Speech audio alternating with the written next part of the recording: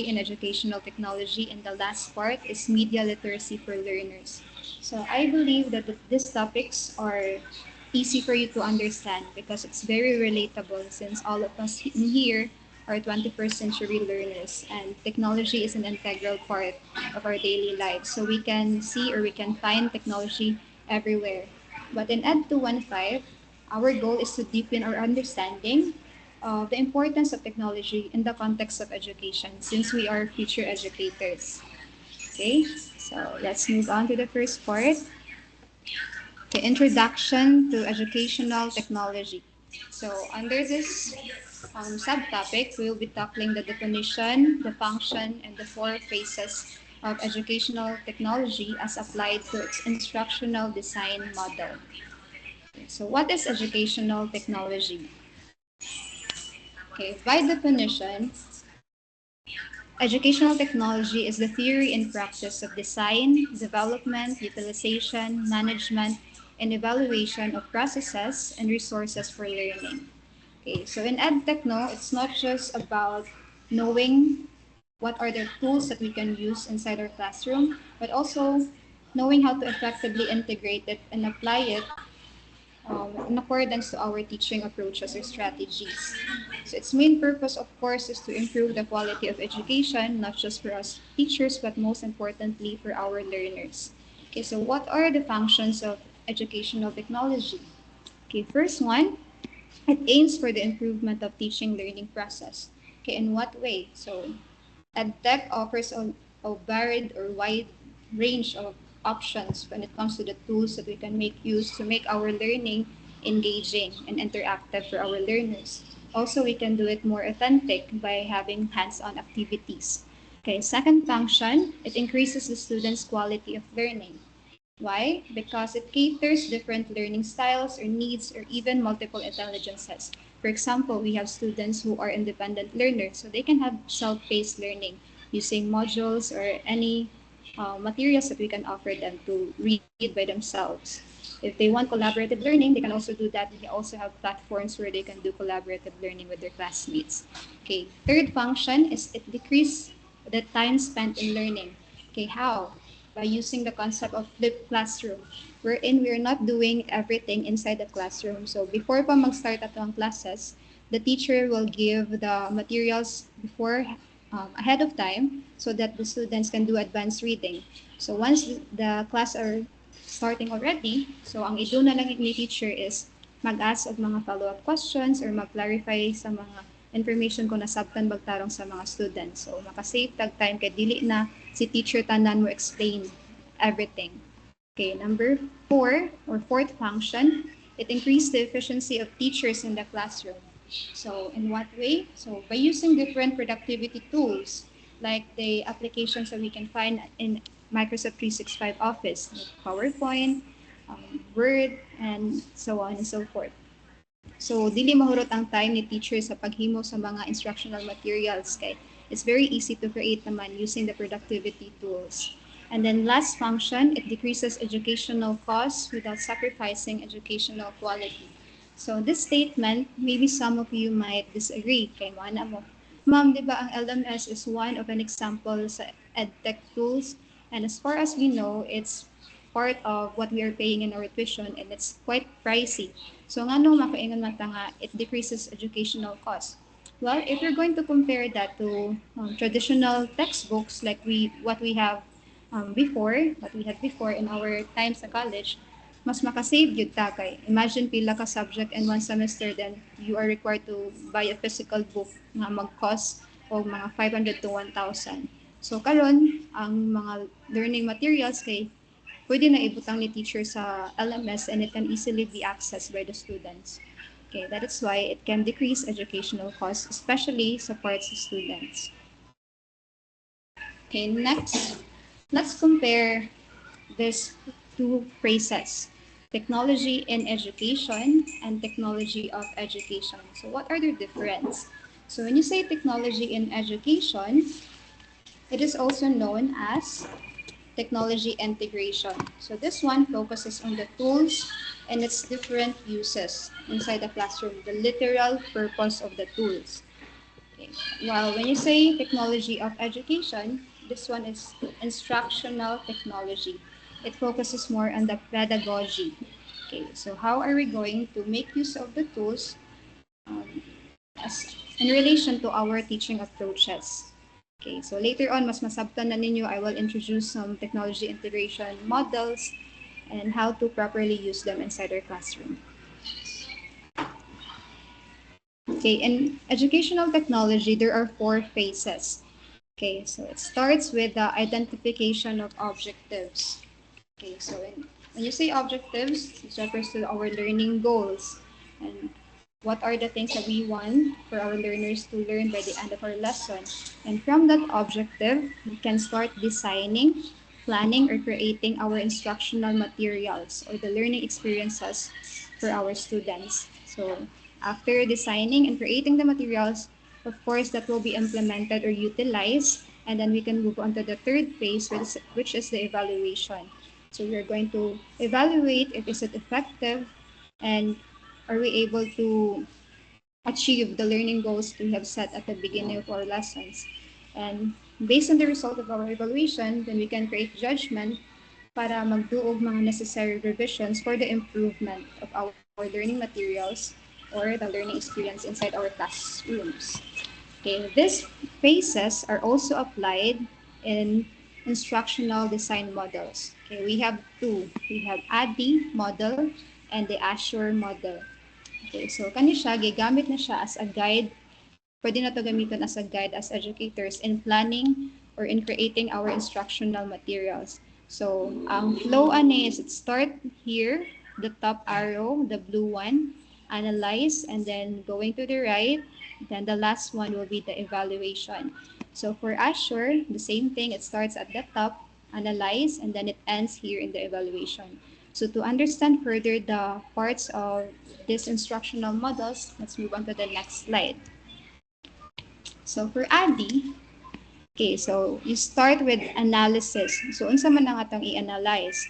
You will identify the learning problems and the goals and objectives. Okay, so learning problems such as unsa man mga the availability of resources.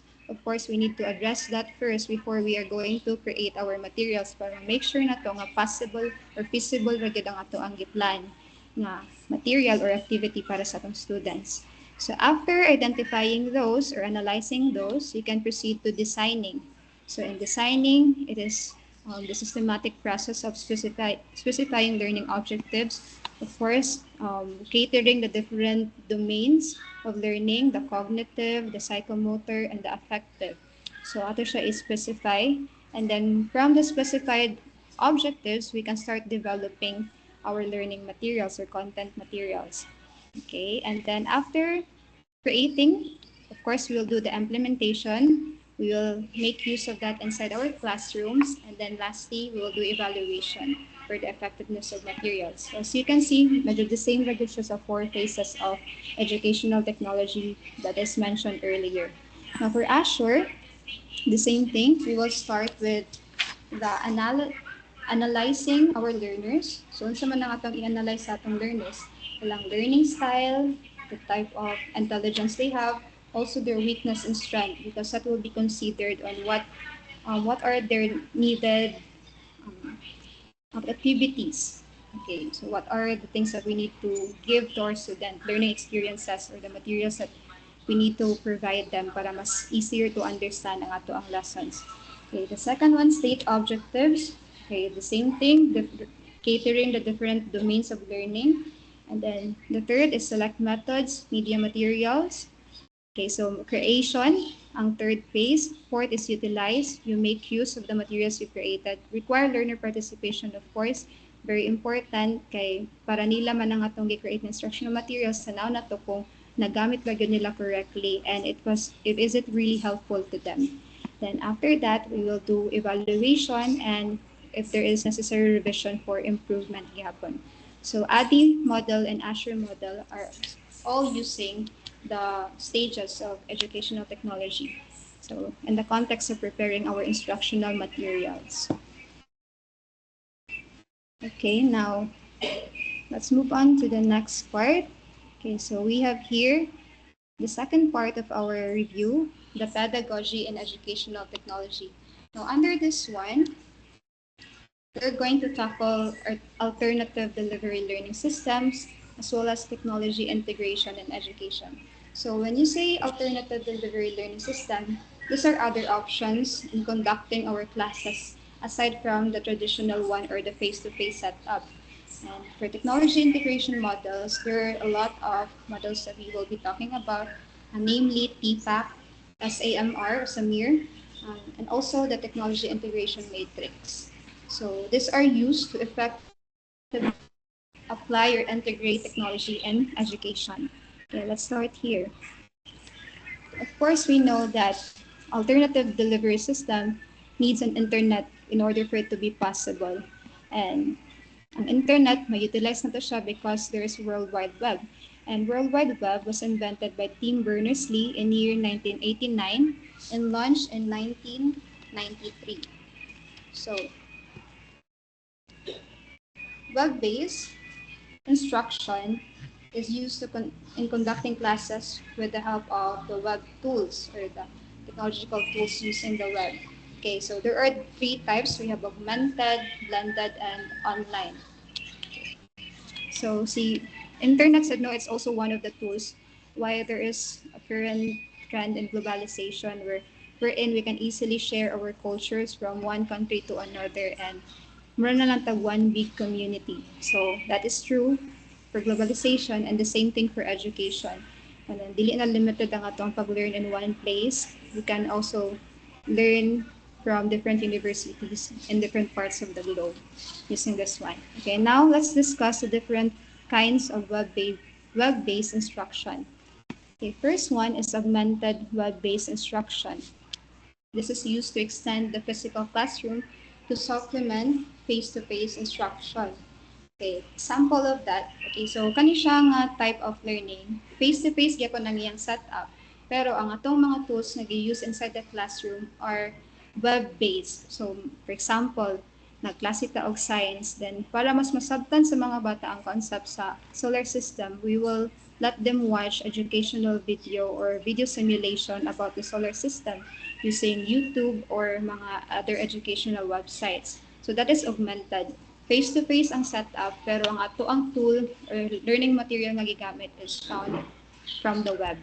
Okay, when you say blended learning, this is a category of learning that combines web-based instruction and face-to-face classroom instruction.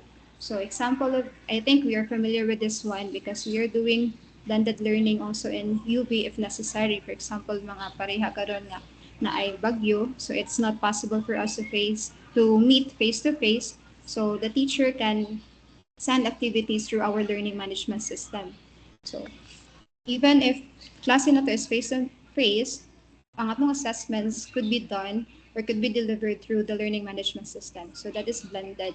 And online learning, this is a category of web-based instruction that takes place remotely, either asynchronous or synchronous. So it is a distance learning completely. So it's not possible without the use of internet yun. So two types of online communication or online learning is asynchronous and synchronous. So when you say asynchronous, it does not require a constant bit rate or independent type of learning. So self-paced siya, okay, in your own time, in your own schedule. Okay.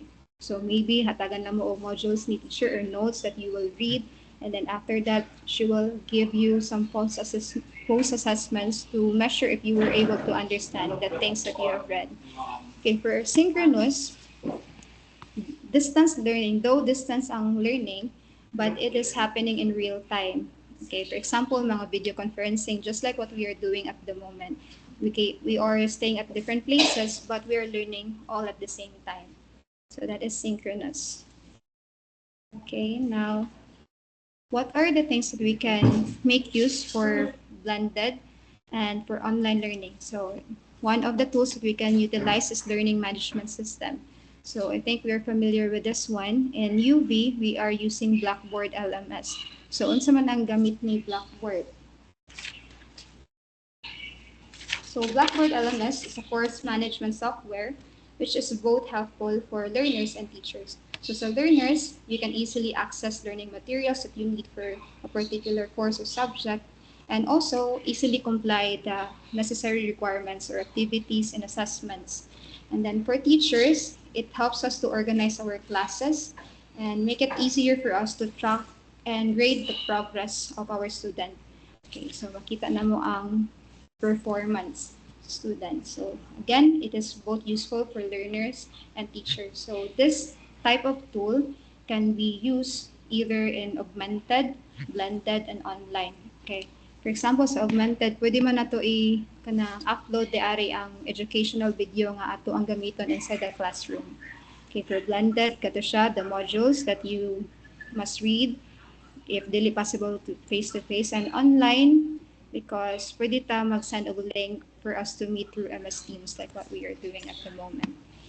Okay, another tool that we can utilize for distance learning is massive open online courses.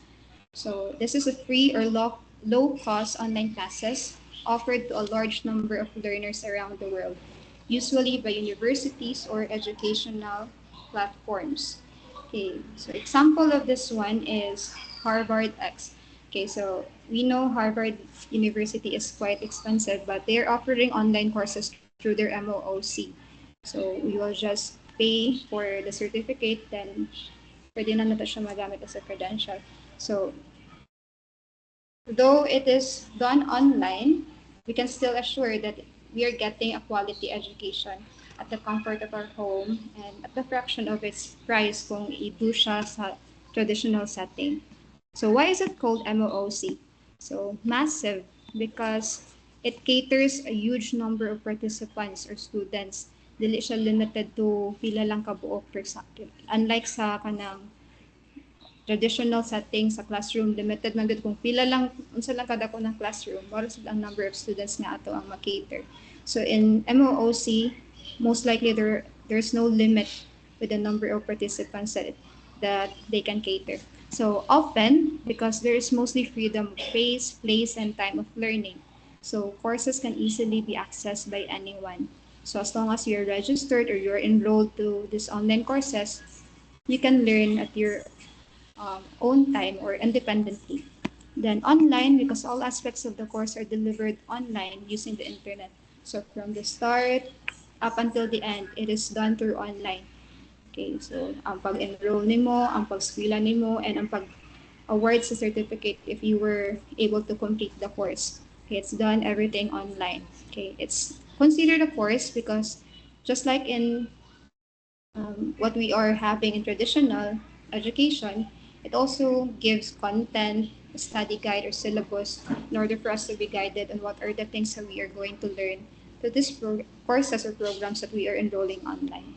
So that is massive open online courses. Okay, another example of this are Udemy, Coursera, and a lot more.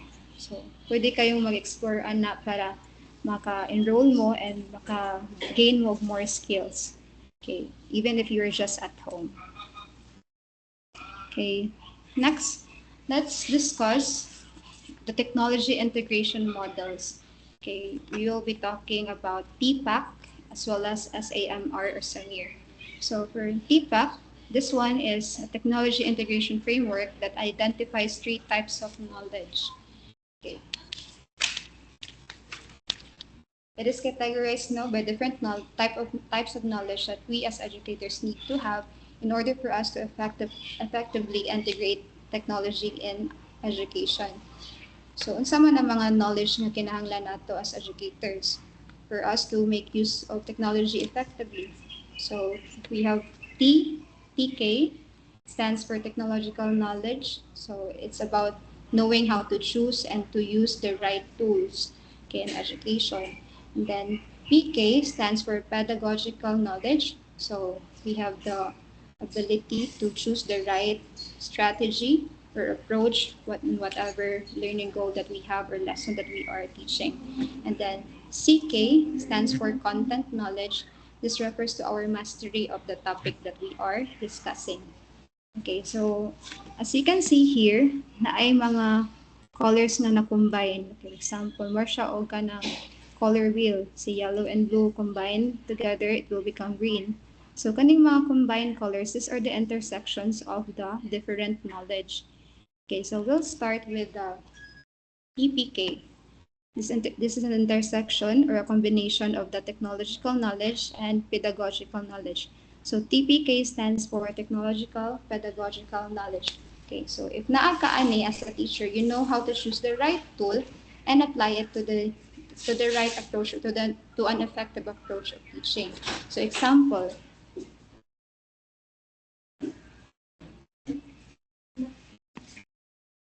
okay, for a while. Kapag nag-chat ni Diana, anak ko na yung slides.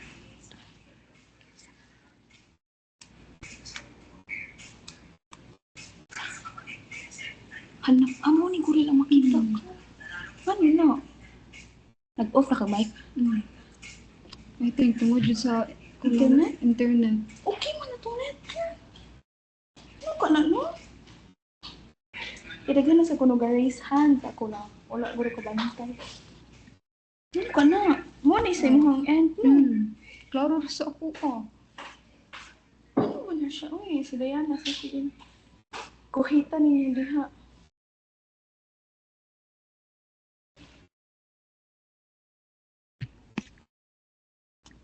Tama na ron. Ako i-ask sila ha. Sige ba? Usa, sige. Basta mo daw na hanap daw ilang makita. Wait na, daw dito. Isa o na siya. Yung sa tanin mo, share slide? Share screen. Para no? Ay, klaro. Okay, so let me ask you first. Can you see my screen clearly? There is someone raising their concern about the clarity of the visuals. Blurred siya, miss. Hindi Okay. maklaro. It's blurry. Okay, so I'll try to transfer to another account para mas maklaro siya. Okay, for a while.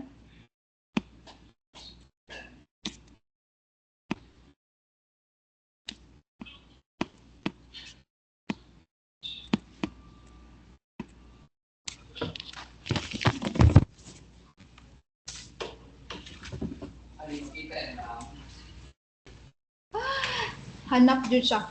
Very tunog.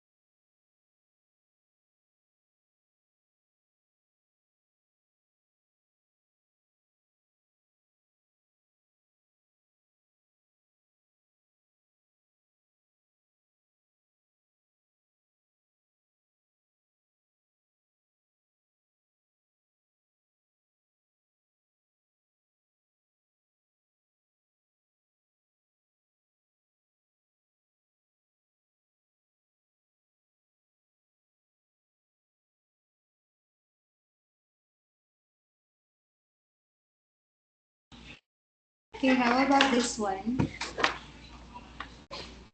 Okay, can you see my screen? Okay. Okay na, Miss. Thank you. Okay, you're welcome. Okay, so now let's go back to our discussion. Now we have TPK, technological pedagogical knowledge. So in TPK, again, it's knowing the right tools to use and applying it or relating it to our approach or teaching approach or strategy. Example, if our teaching approach or strategy is we want authentic learning for our learners, then we're going to give them hands-on activity. Okay, let's say our topic is parts of the computer. So in order for them to truly understand saan functions of parts of computer, then we will allow them to utilize and to explore sa features sa computer. Okay, so that is TPK. Again, knowing the right tools to use and applying it to our chosen approach or strategy. Okay, next is PCK. So PCK is pedagogical and content knowledge. Okay, so knowing how to choose the effective strategy as well as effectively explaining our content. Okay, example of this one is using Flip Classroom, okay, for instructivism. Okay, so the strategy here is, again, this is pedagogical and content knowledge. The strategy is constructivism, wherein the learners will connect the new knowledge to their prior knowledge. Okay, so ato siyang, ang ato ang content is ato i-deliver to the classroom. So we will give them the materials ahead of time para mabasa nila, and then based on their prior knowledge, so they will try to understand the new concepts that we are about to teach them. Okay, so that is PCK again. Use an effective strategy. At the same time, our purpose is to effectively explain the content. Okay, next is TCK, technological and content knowledge. Okay, using the right tools at the same time, knowing how to use these tools to easily organize or arrange the information. For example, I am going to explain PPAC to you. So para mas easier siya to understand, I will make use of graphic illustrations or slides or presentation para na siya visual na guide or explanation na makita ninyo, not just verbally. Okay, so again, when you say PCK, using the right tools in order for us to easily organize or arrange the information that we are going to teach. So, if sa gulong siya tanan, mahimo na siya og TPAC. So, if you have all this type of knowledge as an educator, then you can effectively integrate technology in your classrooms. Okay, am I clear? Then when you say technological tools, content is the topic, mastery of topic, pedagogical or your teaching strategies or methods. Okay, next slide. We have here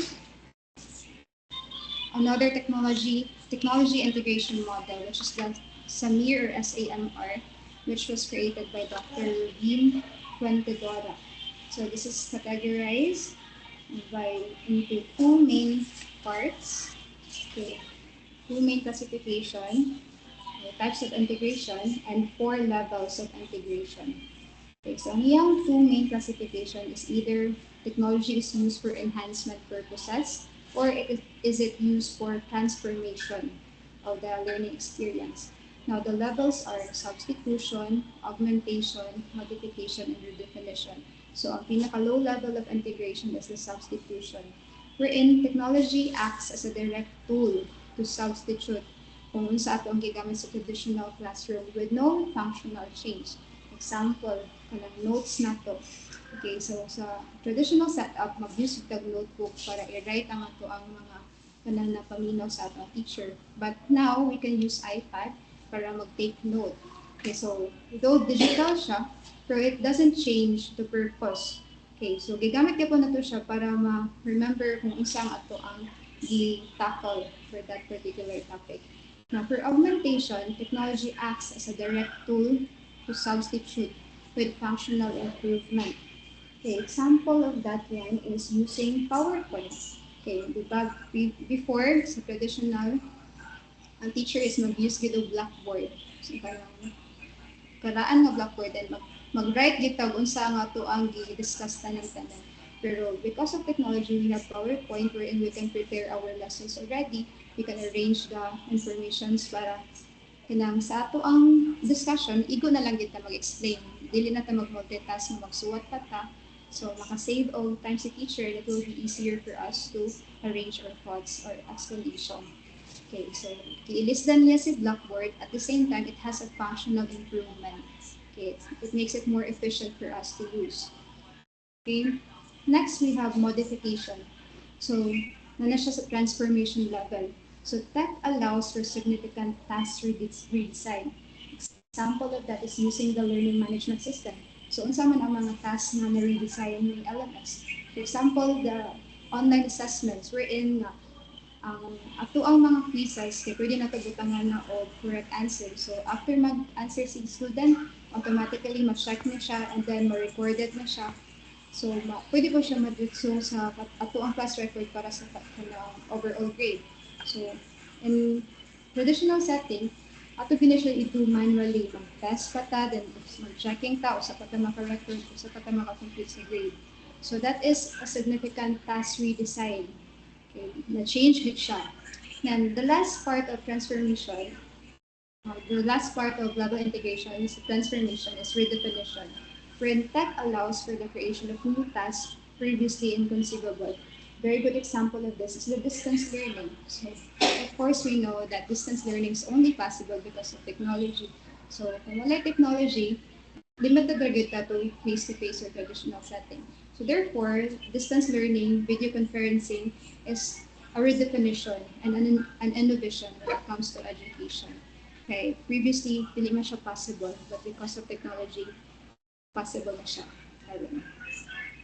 Okay, so that is the technology integration model, which is the SAMR, so Samir model. Now, next we have technology integration matrix. Kung ganiha is the level of technology integration lang, karon we are going to combine it with the characteristics of learning environment that we have inside the classroom. So, sa babaw, sa top part are the levels of integration, kung unsa ka high-tech ato ang classroom, and on the left side are the type of learning environment that we have. Okay, so let's start first with the characteristics of learning environment. Okay, first one is active learning. So when you say active learning, the students are really doing hands-on activities. They're responsible for their learning. And in collaborative learning, so this can be done through group activities, and then constructive learning, connecting the new learning to their prior knowledge. Authentic learning, the things that we teach them are not just limited inside the classroom, it's also applicable to real life. And then goal-directed learning, as we have a goal set at the very beginning that they need to achieve at the end of the lesson. So at the top, the levels of integration, when you say entry level, kani ang pag-introduce nato sa technology is mainly ang pinakadakong part pa is si teacher lang. Okay, for example, balik ta sa atong gikuan ganihang parts of the computer. So, kung mao na ang ato ang topic, the entry level pa lang ang ato ang pag-use sa technology, we can use PowerPoint. Okay, then we will explain to them using the slides or presentation kung sa ang line-line klase ng parts of the computer and their functions. So, si student, nakita siya na, natin mga tools like PowerPoint na pwede na gamitin to present the topic. Okay, so naanay technology inside the classroom, but the one using is the teacher. So, murag audience plus is student. When you say adoption level, so in adoption level, okay, si student kay hinay-hinay na siya o use sa technology, but with the guidance of the teacher. For example, mag-learn ta about Microsoft Word. The teacher, i-guide na niya step by step sa student kung saan siya pag-use. For example, kung saan pagkuhan sa margin, sa layout, sa font size, font style. So, si teacher, naagin siya in every step of the way. Doon, nag-hands-on activity na si student para mas masabtan niya ang gamit sa Microsoft Word. Si teacher, guided pa niya. Kaya dili pa man nila nakabansay ang student at this level. Okay. Now, for adaptation level, the student is nana siya more freedom to explore. Okay, to explore the different tools. For example, na si teacher nga. Okay, I want you to create a reporting. Okay. So, choose the tools na tanaw ninyo pwede gamit ninyo para mas ma-explain clearly ang inyong assigned topic. So, they can either choose PowerPoint or Canva. Then they have the freedom to use it na sila ability to make use of the tools by themselves. Okay, so now if we're going to move on to the infusion level, so dali mahatag na lang ta sa context of natin sa bata, and then we will choose the right tools. The same thing with adaptation. Okay. Kaniha, ang bata, kay iba na siya magamit sa PowerPoint on his or her own. And infusion level, pwede na siya magamit kung sa ang pinaka-effective na tool. Okay, maka-compare na siya kung asa ang mas nindot ng feature, si Canva ba or si PowerPoint. Of course, that is based on with their preference also and their skills. Okay. And then lastly, transformation. The students are highly capable of using the technology independently. Okay, so we will just give them the context, sila na bahala kung saan pag-present or kung saan tools na ilang. So just to quickly review, when you say entry level, the introduce pa sa technology inside the classroom, most likely ang nag-use kasi si teacher pa. Adoption level, okay, si student, maghinaghini na siya gamit sa technology, but fully guided by the teacher. Adaptation level, the student starts to explore more of using the technology independently. Pero pwede ka pa siya as a teacher. Infusion level is na siya more knowledge and freedom to choose the suitable tools for a particular task given. And transformation, they are highly independent and capable of using it independently. Okay? And then kani sa mga cells na nasa tunga is the intersection between the level of integration and the type of learning environment that we have inside the classroom. Okay, for example, here we have active entry. Okay. So active, the students are responsible for their learning, and at the same time, ang level sa tools na itong gigamit is entry. Okay, so si teacher ang nag-utilize. Okay, so on and so forth, active adaptation, active adaptation, active infusion, and okay, so ano siya, 25 cells all in all. Okay, so ato siya gi-combine ang levels of integration and again the type of learning environment that we have inside the classroom. Of course, this will depend kung unsa ang imong goal, learning goal sa imong klase. Okay, now nganong kinahanglan man ta mupili sa type of learning environment as well as the integration of technology inside the classroom, because we need to give them varied learning experiences para effective ang ato ang pagtudo sila. According to the code of experience, okay, which is a theory by Edgar Dale, the more senses that are utilized in learning, the more authentic it becomes and the more meaningful it is. So, kung meaningful ang learning, there's a high chance that there's a better retention of the things that they have learned also. So in the cone of experience, there are 11 levels. At the very bottom, kay direct purposeful experience, so ang pinaka-concrete. Okay, so meaning concrete, ilagad gidu, gibuhat yun nila in actual. Then ang pinaka-babaw is the pinaka-abstract. Okay, using words na lang, okay, verbal symbols. Okay. So again, the cone of experience is today also known as the concept of learning by doing. So the students understand better the topic or the concept if they're really doing or they're really applying it in a practical or actual activities. Experiential learning. So another study or theory that supports anong important na mag-hands-on activity ang mga learners is the threefold analysis of experience by Jerome Bruner. So it is divided into three parts or categories: the inactive, iconic, and symbolic. So, ang pinaka-bottom is inactive. So, dapat daw mag-start dito o teach sa atong learners using the real thing or object before we can proceed with the iconic or using the images or pictures. And the pinaka-last is the symbolic or the word of and numbers. So, same concept din siya sa Dale's Cone of Experience. Ang pinaka-bottom is the more concrete experience that we offer to our learners up until the most abstract. Okay, so for example, we are teaching an apple sa usa ka young child. Okay, so what are the characteristics of an apple? What is the color? What is the actual size?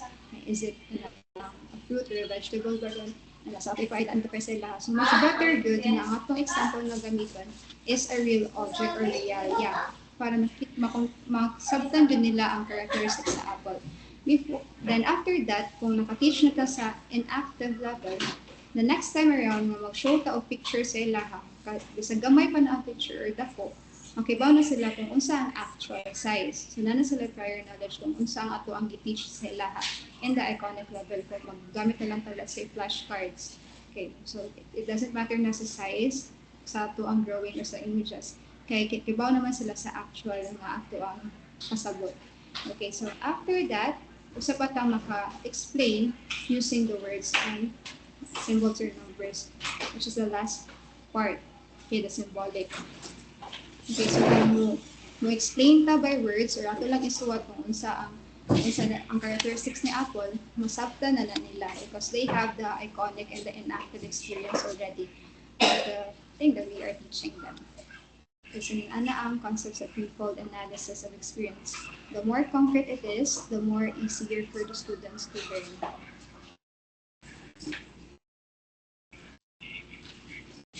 Now, the last part of our review is media literacy for learners. Okay, so of course, very important ang media literacy in empowering students to have critical thinking as well as creativity. Okay, so now, what are the key skills that 21st century learners should have?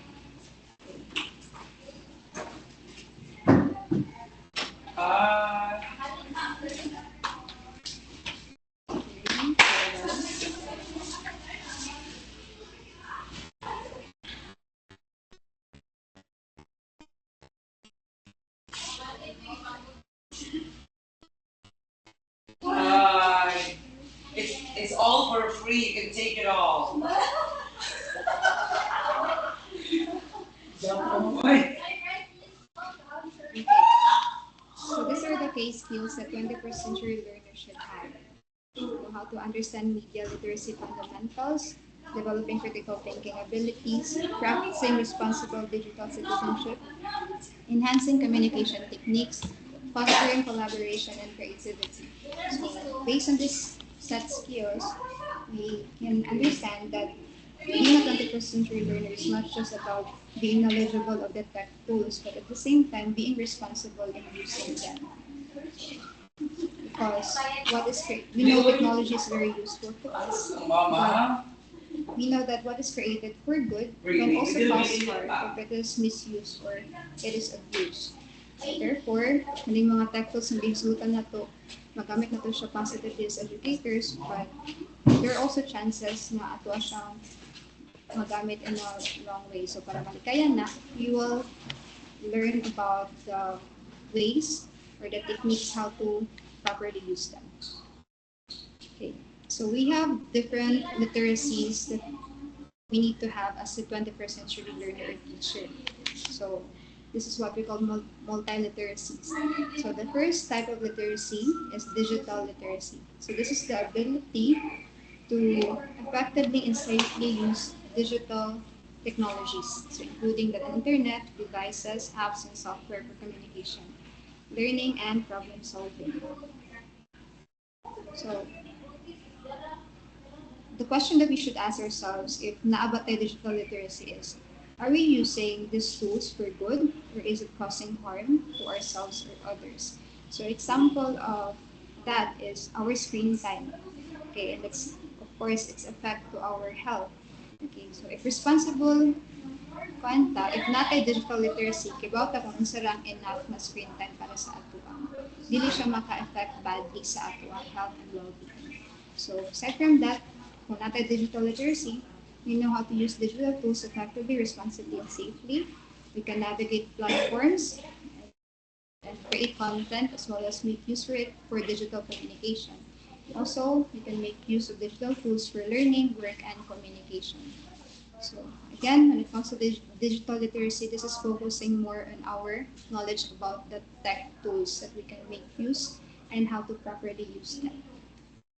And media literacy, it's the ability to analyze, evaluate, and create media messages in various forms. Okay, example, recognizing diverse sources of information that are available today, analyze content for biases, perspectives, and accuracy, and also evaluate credibility to make informed decisions and judgment. Okay, the question that we should ask ourselves in order for us to know if we are media literate, okay, what are the things that we are sharing online? Okay, are we educating people with this information that we are sharing, or we are misinforming them? So if we are media literate, before ta mo share og mga content, ako sige i-verify kung tinuod pa siya. Because maybe kita mga younger generation natin ability to identify kung sa ang fake news o dili. But there are older generations or there are some na dili sila anak ka capable to identify misinformation. So if you are media literate, again, you make sure that the things that you are sharing online or in social media are true and reliable. Okay, that is media literacy. Okay, information literacy. Okay, the ability to find, evaluate, use, and cite information effectively and ethically. So you can do that by searching for reliable sources, let's say for a school paper or research. We know how to cite a book or website properly and look up for the author's background to see if they are qualified to write on a topic. So sa information literacy, it is focusing more on the information, how do we utilize them? This is not limited to social media alone. It can also extend to our academic writing, like in our research as mentioned earlier. So how are we utilizing the information that we got from online? Do we use reliable sources, websites, or pwede lang bisag asa siya? Okay, so if we can answer those questions na magamit siya ka og mga reliable sources, then we can say that you are information literate. Again, so the type of literacies that we have as 21st century learners are digital literacy, which is focusing on the tools, media literacy, which is focusing on the things that we share, the content that we share online or in different medias, and information literacy is how we are making use of the information that we can get from the web online.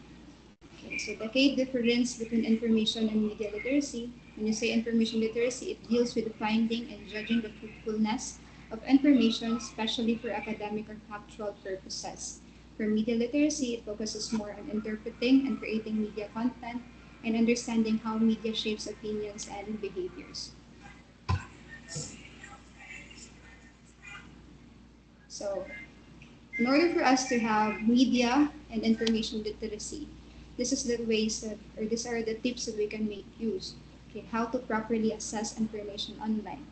First, you can do by checking the source if it is reliable. Let's say ka sa social media, kung ang Facebook page ba nga nag-post ana is kanang legit ka siya nga news page or kanang hinimo ra ba siya by someone.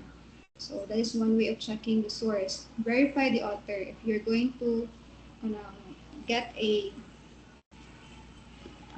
for example, literature review, so we will verify the author if they have the qualifications or they're qualified to talk about the particular topic that they are writing about.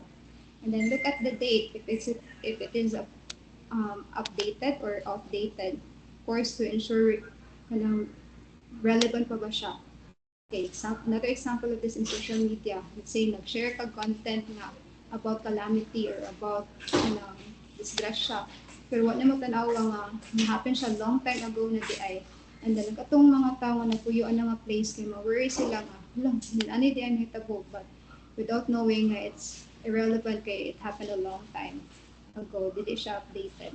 So next, you can cross-check with other sources, then watch for bias, examine the URL, then check for supporting evidence, analyze the tone, use fact-checking wherein we can make use of different tools, and then, of course, trust your instincts. If you think nga there's something wrong with the information, you can always do the steps that were mentioned above para ma-verify nimo kung legit ba gyud ang information or dili. Okay, next, we have here the key skills for digital citizenship. So how can we become a responsible digital citizen in the 21st century? Okay, by doing this tips. Okay, first, of course, the very common reminder for us to always think before you post, because the things that we put online stays for a very long time. Or kung may erase na siya, na possibility nga screenshot siya sa mga people, so it can easily be posted again. Next one is protect your personal info, knowing that there are a lot of scammers karon, so we should not easily share our information to anyone. For example, how can we do that is if hilig ta og online selling or online buying rather. So pwede ta mo gamit og mga extra nga kanang informations like our number, di na to ihatag atong main number para iwas sad sa mga ninala nga instances na magamit siya on the wrong way. So that's one way of protecting our personal info. And then third is be respectful online. Always put in mind that the person that we meet virtually are still real people behind the screens. They have emotions, and kanang dapat ang ato ang interactions are meaningful or positive. Okay, so dili tungod wala na to ma-meet ang person in face to face, dili pasabot na dili na sila tinatawag. So we should always be respectful with our interactions online. Okay, of course, we should cite our sources, give the credit to where it is rightfully due, and then spot the fake news. So, and if we are able to spot the fake news, we should prevent spreading it. Okay, again, not just for ourselves, especially for those people who are vulnerable in believing this fake news. Okay, and then next, we should limit screen time. This one is more for our health purposes. Para magamit nato ang technology positively, hindi siya mga-cause of harm. We should be mindful of the time spent using our devices. Okay, next, report harmful behavior. So there are ways on how we can do that in Facebook, example. Okay. Then next, we follow rules. The rules and guidelines that are set by the security platforms are there for a reason. So we must follow them all the time to ensure safety. Okay. And then use tech for good. Okay, magana siya. Again, technology is a form of innovation that it makes our lives easier.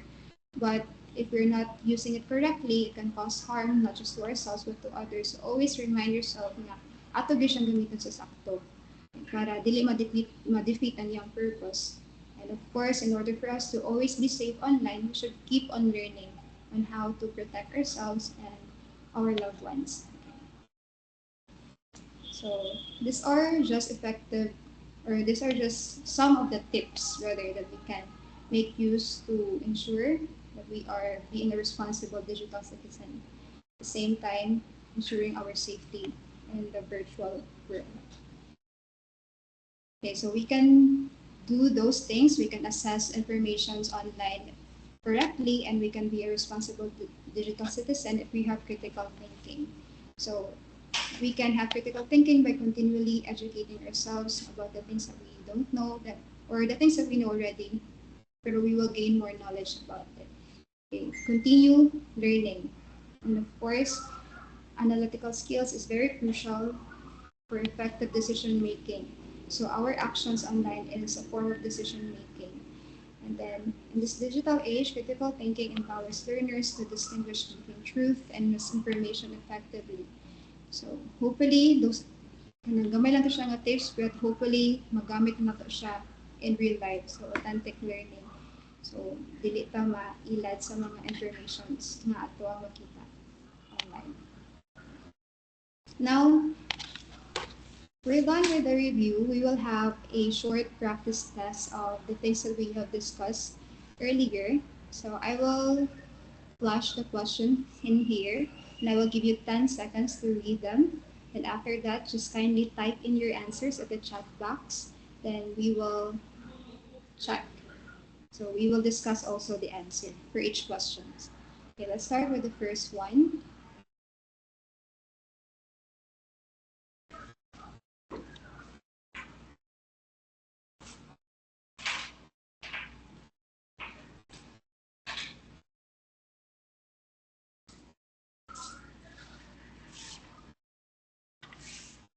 Okay, you can start typing your answers already.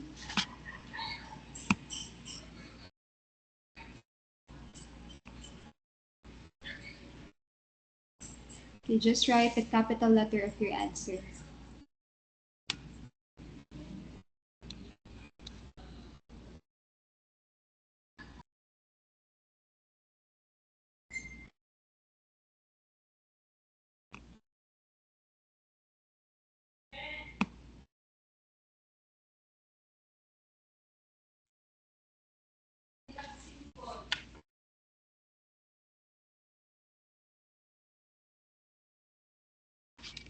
Okay, I'm seeing some answers already.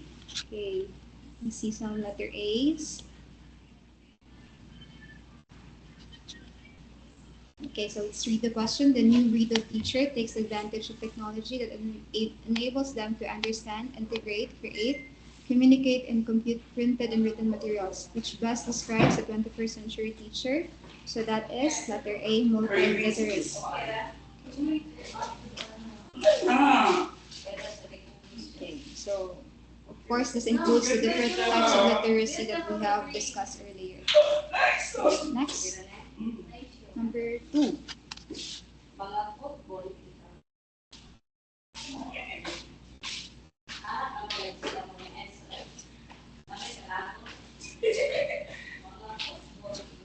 Ayaw sa ampoy. Pero pagkapangan to, is kinabuhi, kadapat, maabot. Ang kadayon, ang mga nasudan, ang mga kaayuhan, ang katabangan, ububal pag-ekstensyon sa itong mga kamutan. Ug unsa ihatag maoya to ikaban. Mureklamo magkahapil mo buhat man jud. Iman ginitanan at unay. Okay, number 2. Which of the following statements describe literacy in the 21st century? So, number 1, communicate at all skills. Number 2, the ability to read and write. 3, involves online reading comprehension and learning skills. Number 4, the ability to locate information, evaluate it critically, and synthesize it. And 5, requires the ability not just to read, but also to navigate the World Wide Web. So the answer for this question is letter D. 1, 3, 4, and 5. So number 2, the ability to read and write. So even before the 21st century, ang mga learners na ani nga type of literacy. So ang specific for 21st century learners are 1, 3, 4, and 5. Okay, next question. Question number 3.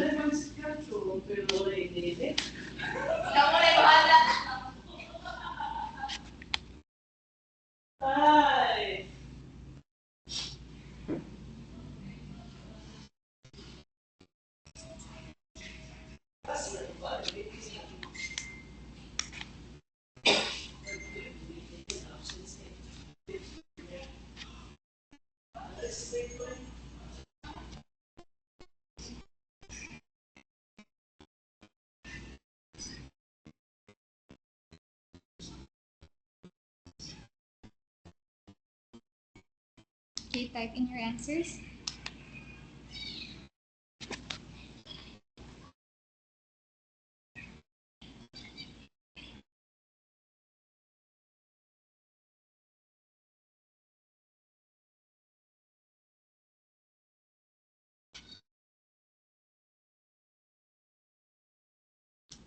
Okay, number 3, the following are contexts and perspectives of 21st century education as a paradigm shift from that of the 20th century except one. Which one is the exception? Okay, so the correct answer for this is letter A, content-centered. So of course we know karon we're not just focusing on delivering the topic. Okay, so that belongs to the 20th century. Content-centered. Then the main purpose of teaching is to deliver the topic. Okay, so integrated interdisciplinary, that is part of 21st century education, wherein ang atong pagtuto is not specified on one subject. If we can apply it or we can relate it to other subject, it is possible. So that is interdisciplinary. And of course, relevant in real world, that is another term for authentic learning. And of course, in 21st century education, we are utilizing or making use of technologies and multimedia. Okay, so next question. Question number 4.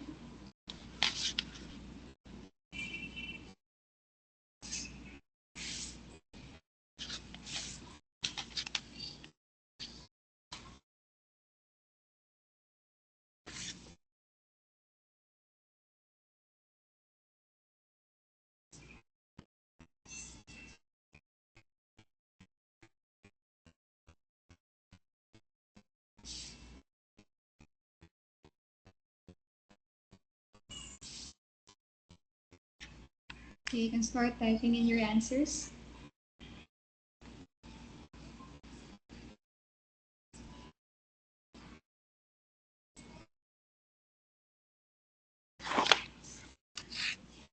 Okay, what's the answer for this one?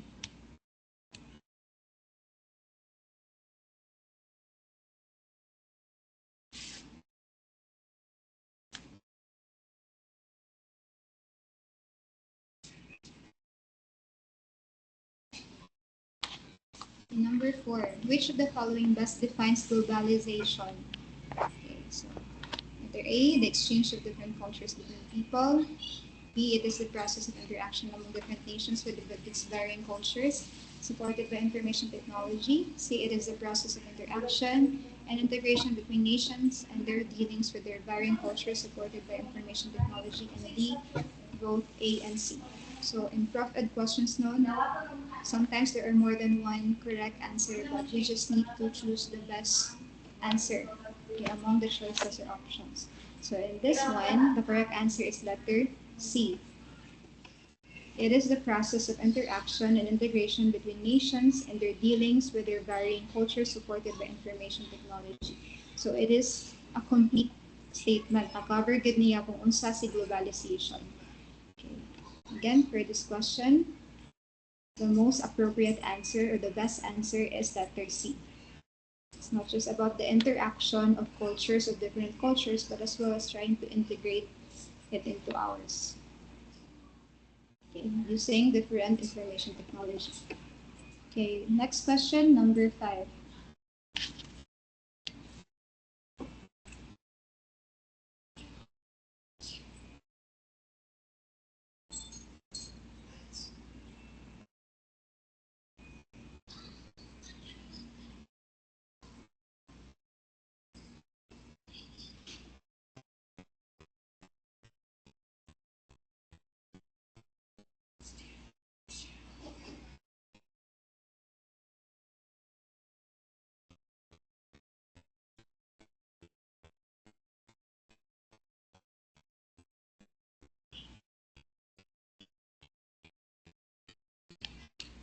Okay, number 5. Which of the following refers to essential skills, knowledge, and attitudes that allow citizens to engage with media and other information providers and develop critical thinking and lifelong learning skills for socializing and be active citizens?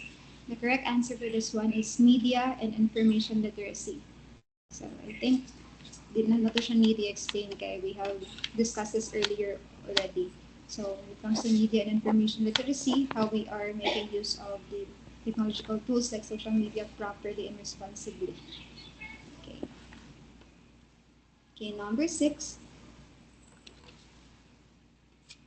Okay, you can read the questions first.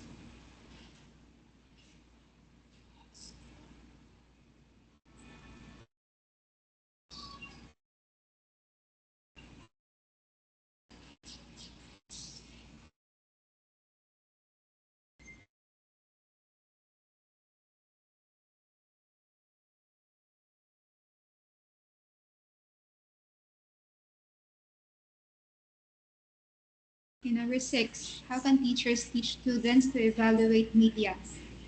A, discuss media edits and authors. B, making them understand that sources may have biases. Letter C, show to them that media changes depending on who created it. And letter D, all of the above.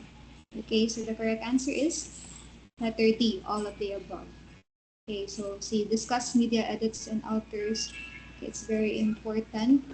Okay, not just in media, like for example, mga information that they can find online, like Wikipedia, I would explain to them na among the issue reliable because it can easily be edited by someone. So, pwede ma-change ang mga information. Okay, number 7.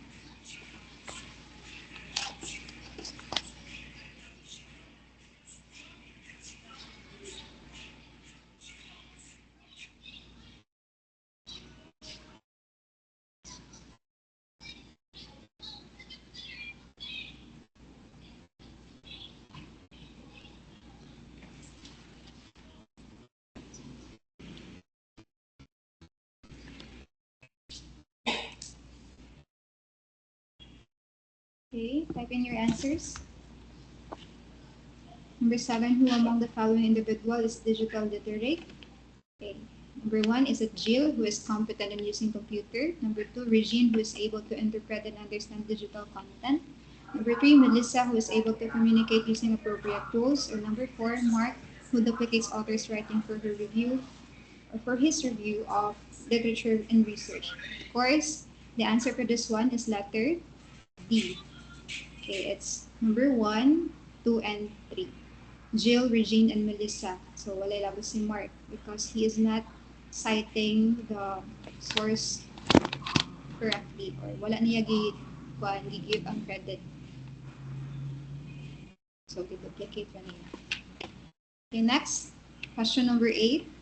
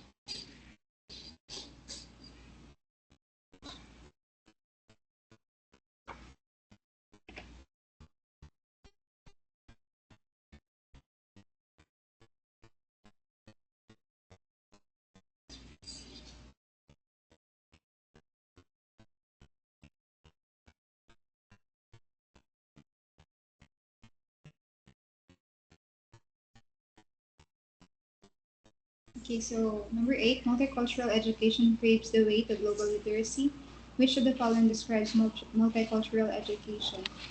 So the correct answer for this one is letter C, 1 and 2.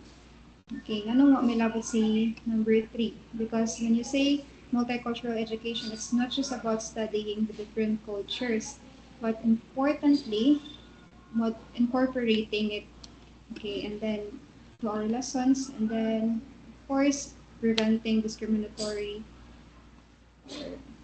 towards the cultural perspectives. Arito sa best answer. Okay, that is 1 and 2.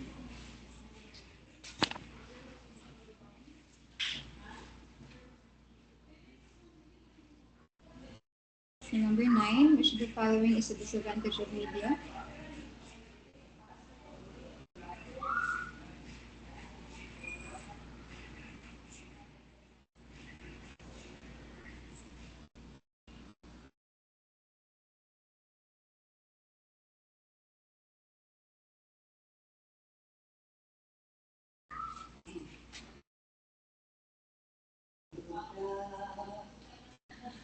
Okay, number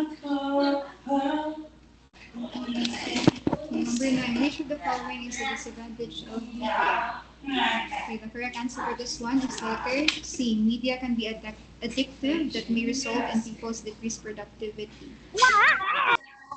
So aside from it can cause addiction, it can cause some health problems also if we have too much screen time because of using the media. Okay, number 10. Which component is the most important in 21st century learning?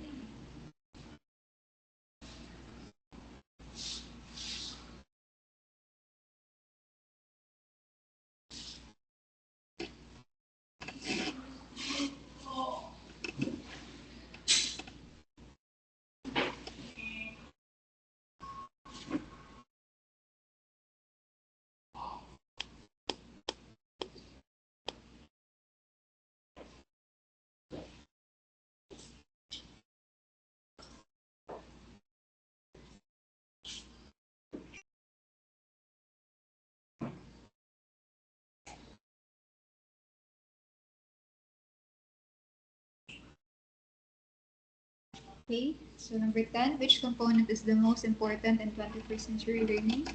So the correct answer for this one is letter D. All are important as they are interconnected. Though our topic is focusing on technology for today, but the options in here are all important skills for 21st century learners. Okay, like you, okay, so life and career skills, learning and innovation, information media and technology. So maybe most of you chose letter C because mao man ang gi-highlight sa ato ang discussion today. But then again, all of the options are important skills for 21st century learning. Okay, so I think that's the last question. Okay, so do you have any questions or clarifications? Hopefully, no, you were able to learn something and you were able to understand the things that we have discussed for today. So I will be leaving you with this friendly reminder to always stay informed and empowered as you navigate the digital world, but make sure that you are not just technologically knowledgeable, but also responsible. Okay, always think before you click. Okay, so thank you for your time, everyone. I truly appreciate your presence in here despite the weather challenges or the signal problems that we have experienced. Okay, so I'm wishing you all the best for your upcoming qualifying exams. Okay, so now you can already leave the chat and enjoy the rest of your day. Thank you.